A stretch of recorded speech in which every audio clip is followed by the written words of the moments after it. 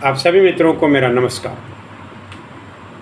आप सबका हार्दिक स्वागत करता हूं अपने channel doctor Kaushalendra Indian history में।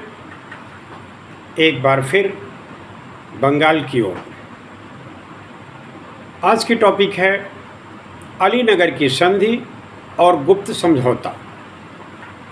बंगाल नवाब सिराजुद्दौला जब कलकत्ता पर अधिकार कर लिया, ब्लैक होल की घटना इसके लिए एक मनगढ़ंत हॉलवेल की कहानी है। एलाइव दी वंडर पुस्तक में उसने इस बात को रखी ताकि नवाब सिराजुद्दौला को बदनाम किया जा सके। सिराजुद्दौला के 1 साल के कार्यकाल अंग्रेज़ कंपनी के लिए बड़े परेशानी के कार्यकाल बने। जब इसकी खबर दक्षिण भारत में मद्रास में पहुंची तो वहाँ क्लाइव के नेतृत्व में एक सैनिक टुकड़ी बंगाल के लिए चल दी। यही नहीं बल्कि एडमिरल वाटसन के नेतृत्व में भी एक सैनिक टुकड़ी जल मार्ग से चल दी। तो एक थल मार्ग से और एक जल मार्ग से 2 सैनिक टुकड़ियाँ बंगाल में सिराजुद्दौला को सबक सिखाने के लिए चल दी है। क्लाइव कलकत्ता पहुँचते ही बजबज पर अधिकार कर लिया। ये बजबज बंदरगाह अंग्रेजों के लिए एक महत्वपूर्ण बंदरगाह था। बजबज पर अधिकार करते ही हुगली को खूब लूटा क्लाइव और उसके सैनिकों ने, और बड़नगर की किलेबंदी करके वहां अपना एक शिविर लगा दिया। इसके बाद यह खबर जैसे ही बंगाल नवाब सिराजुद्दौला को मिला, वह भी अपनी सेना लेकर के हुगली की ओर बढ़ निकला। यहाँ पर क्लाइव और किलपैट्रिक की सेनाओं ने नवाब की सेनाओं को न केवल बुरी तरह पराजित कर दिया, बल्कि अलीनगर की संधि के लिए भी विवश कर दिया।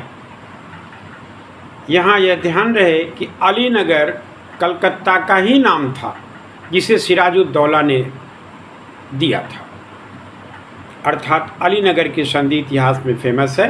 दरअसल ये कलकत्ता की संधि थी। आइए देखते हैं कि अलीनगर की संधि क्या है। 9 फरवरी 1757 का तिथि है। ये पीसीएस की किसी एग्जाम में इसके तिथि भी पूछे जा चुके हैं।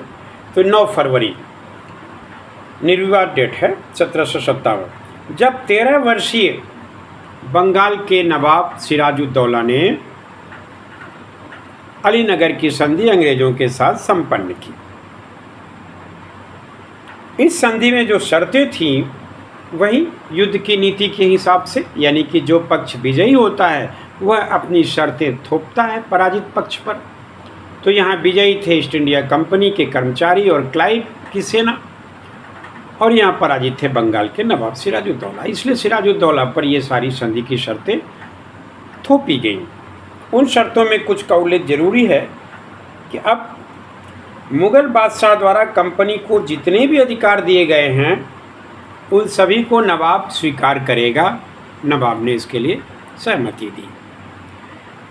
दूसरे, जितने भी कब्जे किए गए अंग्रेज़ों की फैक्ट्रियां थीं उन्हें पुनः नवाब वापस कर देगा, करना पड़ा, और क्षतिपूर्ति के रूप में 3 लाख रुपए कंपनी को भी देगा। नवाब सिराजुद्दौला को ये भी देना पड़ा।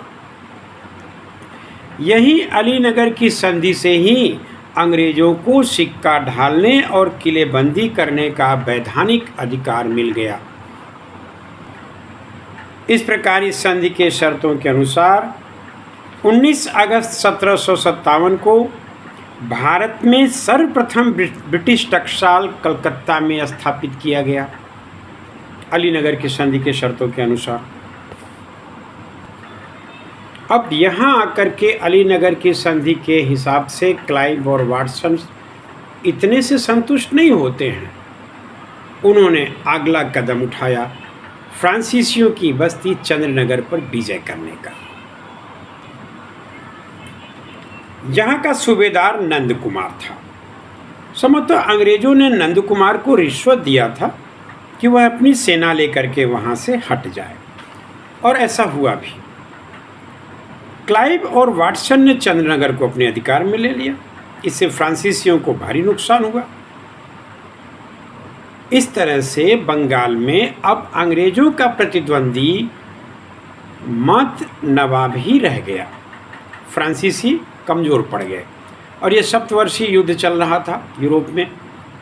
उस दौरान यह विजय अंग्रेज़ों के लिए बड़ा मायने रखता है। दक्षिण भारत में कर्नाटक युद्ध भी। उस दौरान बंगाल के खजाने पर इनकी पैनी नज़र थी अंग्रेज़ों की। अब वो चाहते थे क्यों न एक कठमुल्ले नवाब को बनाया जाए, ये जो कठपुतली की तरह हमारे इशारों पर चले और जब जितना चाहें उतना धन की पूर्ति करते रहें। इसी सोच के तहत अंग्रेज़ों की अगली कदम अपने स्वार्थ से लबरेज था। इसे सपने को साकार करने के लिए कुछ नवाब के राजघराने में भी गद्दार छुपे बैठे थे, जैसे मीर जाफ़र, राय दुर्लभ, अमी चंद्र, फतेह चंद्र जिसे जगत सेठ कहा गया। ये जगत सेठ को ही फतेह चंद्र की उपाधि मोहम्मद शाह ने दी थी। ऐसे लोग भी नवाब के विरुद्ध अंग्रेज़ों से मिलने के लिए लालायित थे। इनके बीच जो एक षड्यंत्र की रूपरेखा बनती है उसमें बिचौलिए की भूमिका अमी चंद्र ने ही निभाई।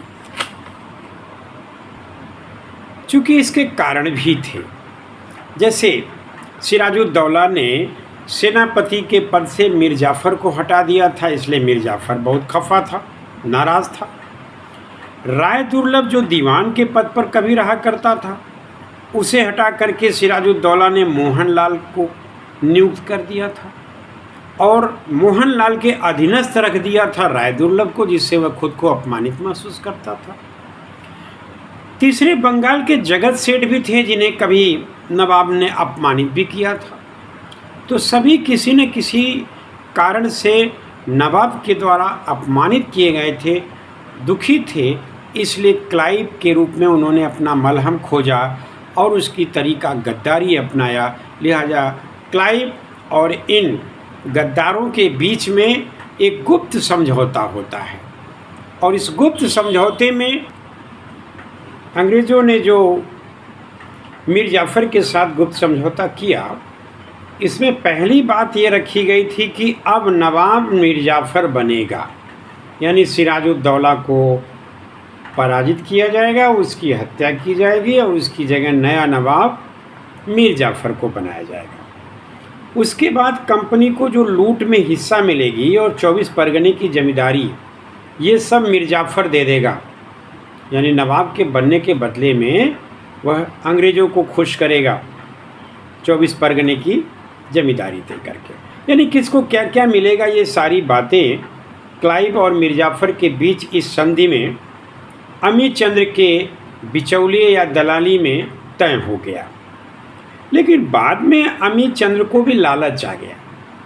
उसने कहा कि भाई मुझे भी 30 लाख रुपए चाहिए और नवाब के खजाने से भी आधा धन चाहिए। कहीं कहीं इसका उल्लेख 5% मिलता है, जो भी हो 5% हो या आधा हो, धन की मांग किया अमी चंद्र ने और 30 लाख तो तत्काल। इससे तो एक नई संकट खड़ी हो गई क्लाइव के लिए। अब करे तो करेगा, क्योंकि अमी चंद्र ने यह भी धमकी दे दिया कि यदि हमारी बातें न मानी गई तो मीर जाफ़र और क्लाइव के बीच संधि की जो गुप्त बातें हैं वो हम नवाब सिराजुद्दौला को जाकर बता देंगे, पोल खोल देंगे और यह षड्यंत्र विफल हो जाएगा। लिहाजा क्लाइव का डरना स्वाभाविक था और वो धूर्त तो था ही। उसने अमी चंद्र जैसे लालची व्यक्ति को लालच में फंसा लिया और क्लाइव ने अमी चंद्र को विश्वास में लेने के लिए 2 संधियां तैयार करवाईं। एक सफ़ेद रंग की कागज़ पर लिखा हुआ संधि था जो वास्तव में असली संधि था और एक लाल रंग के पेपर पर लिखा हुआ संधि था जो नकली संधि था। तो नकली संधि पर वाटसन ने हस्ताक्षर करने से इनकार कर दिया और असली संधि पर वाटसन ने हस्ताक्षर कर दिया। ऐसे में जहां सारी तैयारियां एक हस्ताक्षर पर विफल हो जाए, क्लाइव कभी नहीं चाहा। लिहाजा उसने वाटसन की जाली हस्ताक्षर लाल पेपर पर बनाकर अमी चंद्र को पकड़ा दिया कि ये लीजिए, हमने आपकी सारी शर्तें मान ली, अब आप इसे अमली जामा बनाने में जुट जाइए। यानी देखा जाए तो इस प्रकार धोखे की नींव पर भारत में अंग्रेजी राज्य के भवन की पहली ईंट रखी गई, धोखे से। इस प्रकार जगत सेठ, अमीचंद, मीर जाफर, ये सारे गद्दार एक तराजू पर, दूसरी तरफ क्लाइव और वाटसन मिलकर के जो अलीनगर की संधि के बाद एक गुप्त समझौता किए, उस समझौते में वह रणनीति बना ली कि कैसे अब सिराजुद्दौला को हटा करके मीर जाफ़र को नवाब बनाया जाएगा, और इसी रणनीति के तहत जो युद्ध संचालित हुआ उसे ही हम कहते हैं इतिहास में प्लासी का युद्ध, जो हम अपने अगले खंड में वर्णन करेंगे इसका। धन्यवाद। जय हिंद, जय भारत, नमस्कार।